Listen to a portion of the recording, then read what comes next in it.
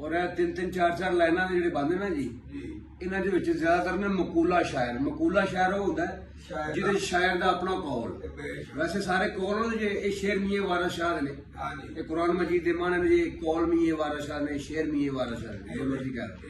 तो ओहदे जो चार लाइना दा एक शेर है, जदों हीर जिहड़ी ना विछोड़ा दे के ना ते डोली च पै के जा रही है ते रांझे नूं की नाल यकीन दा नहीं करा रही है कि मैं डोली च अगर पै गई हां, मतलब ये नहीं कि असल मैं तेरी मां हां ते मैं तेरी हां। ऐ ते इन्हां ने मेरे नाल धराव कीता ते उत्थे वो बाबा वारिस शाह जी हीर दी नुमाइंदगी किस तरह करदे।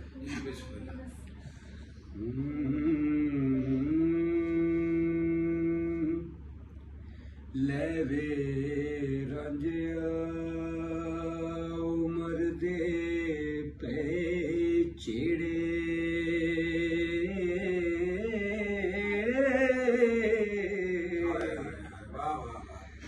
ले वे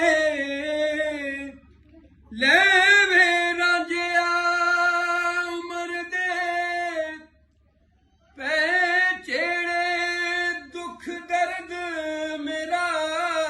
किस वंडना,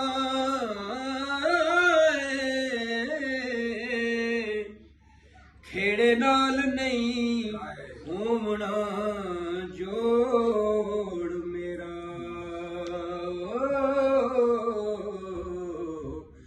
करे तलब ते झाड़ना छंडना,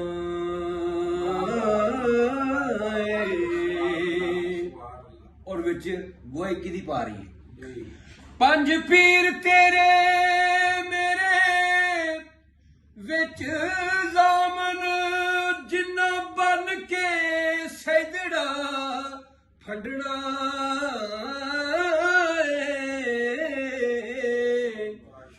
वारिस शाह फकीर दा